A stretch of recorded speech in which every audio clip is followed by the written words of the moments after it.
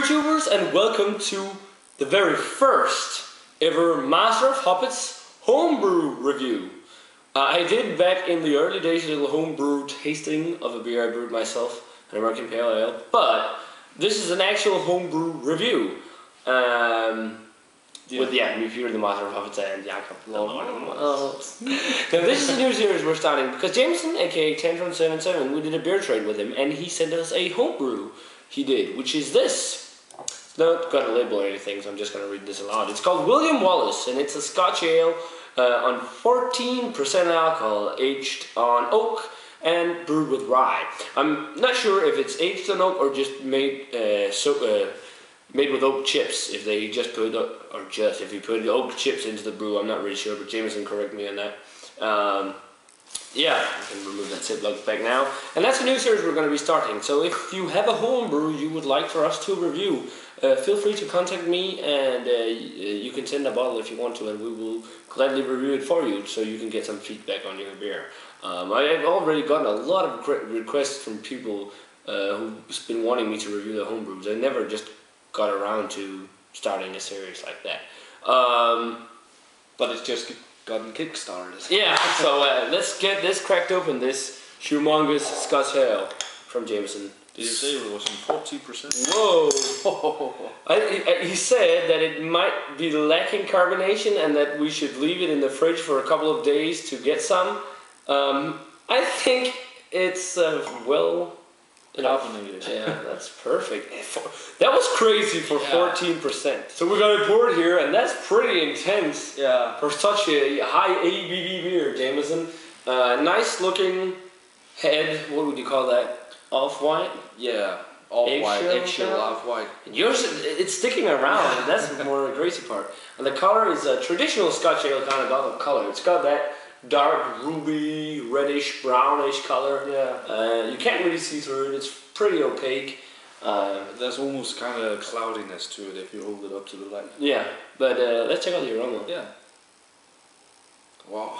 Oh yeah, I get oak right away, and it smells kind of peat-like peated oak. Yeah. Slightly smoky. That smells pretty nice actually, Jameson. Yeah, very, very oaky and woody. Yeah. I get some caramel maltiness in there too. Yeah. And definitely a spicy rye kind of character. Yeah. But the most dominant thing is, I'd say, that oaky aroma. It's kind of like a Speyside kind of almost whiskey kind of aroma to it. Yeah, yeah. Almost kind of... it smells like a smoked whiskey almost, actually. Yeah, smoked whiskey. But yeah, you definitely get a lot of that smoke. And you can smell the alcohol, really. Yeah. Maybe a subtle burn in the nostrils, but then also I get some dark fruits. Yeah. It smells nice, actually. Let's check it out. Cheers. Cheers.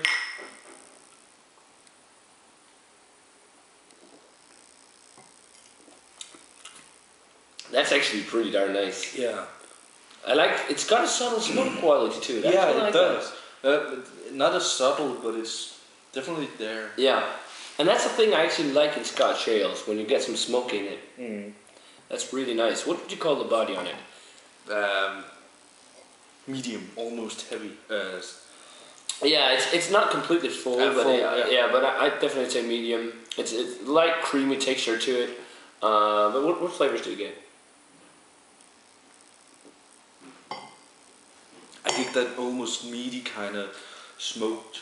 Yeah, and woody, peated kind of flavor to it. And a lot of caramel kind of notes. Not a lot, but you... Yeah. The most dominant thing is that oaky kind of flavor, along with the touch of that spicy rye kind of. Yeah. And then you get some dark fruits and caramel. But definitely what shines through in this brew is the smoke, the subtle smokiness. And it's actually quite nice, because I like Scotch ales to be a little smoky, even though it's not very often you come across one that is. But you know what? You can't taste the 14%. No. We had it in the fridge and we took it out, warmed it up. Yeah, you don't taste the alcohol as you said. Nope. And it's around room temperature. Yeah. That's probably also why it almost gushed. Yeah. And not room temperature, I'd say cellar temperature. Yeah, cellar temperature. It's not that warm, but It's actually quite interesting. Yeah. Now, grade-wise, we're still going to go with the 100 scale, and we're just going to rate it as we do in our regular beer reviews. And I definitely think this is a really good Scotch ale. It is, definitely. I'm so surprised that you can't taste the 14% alcohol. Pretty good homebrew, James. The only thing that's really like missing it in is that I would have liked a little more mouthfeel on it. Yeah, and maybe a little more smoked character in the.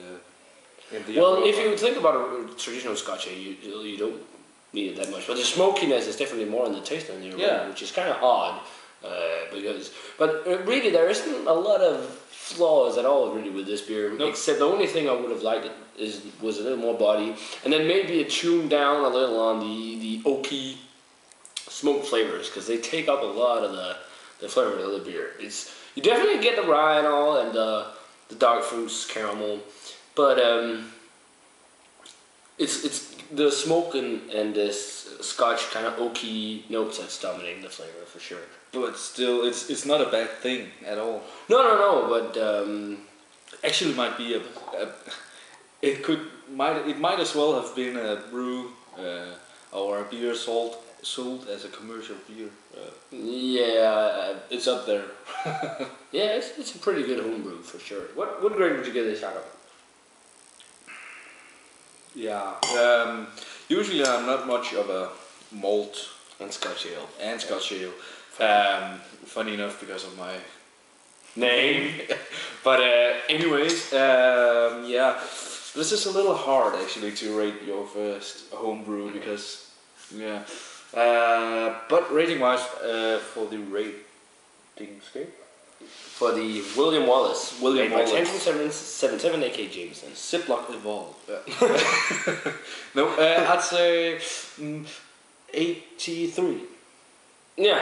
It's drinkable, it's balanced, you can't taste the alcohol, and I really like how it plays along with the oak and smoke. Yeah. I'm actually thinking you might have put a little dram of some kind of smoked Scotch or Speyside whiskey in there to give it a little bit of that character. Yeah. Because you can do that actually in homebrew.